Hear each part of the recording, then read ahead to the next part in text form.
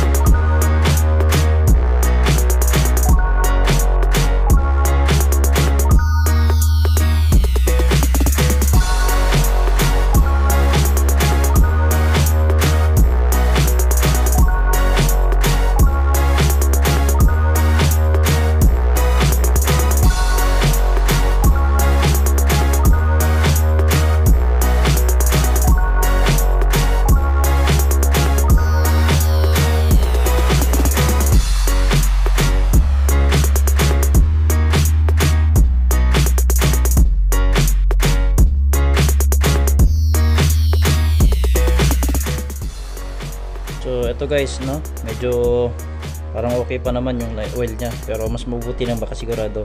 So guys, kung gaano karami yung tinanggal yung oil, ganun din dapat karami yung inyong ilagay. So kung wala kayong graduated cylinder guys, ganito ang gawin nyo. So kulang po kayo ng marker.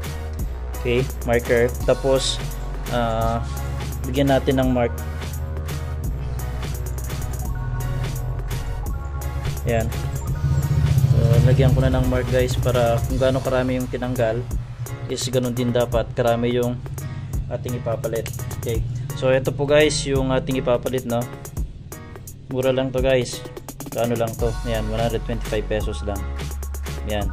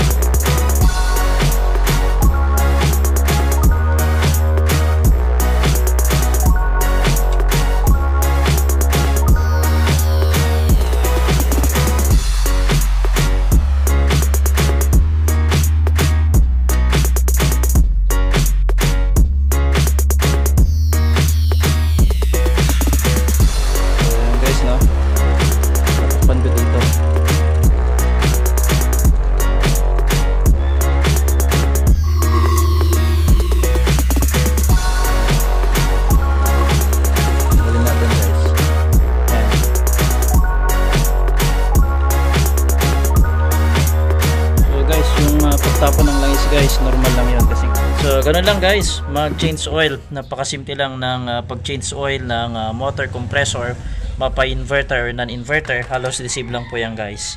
So ayun guys, maraming salamat sa inyong panonood.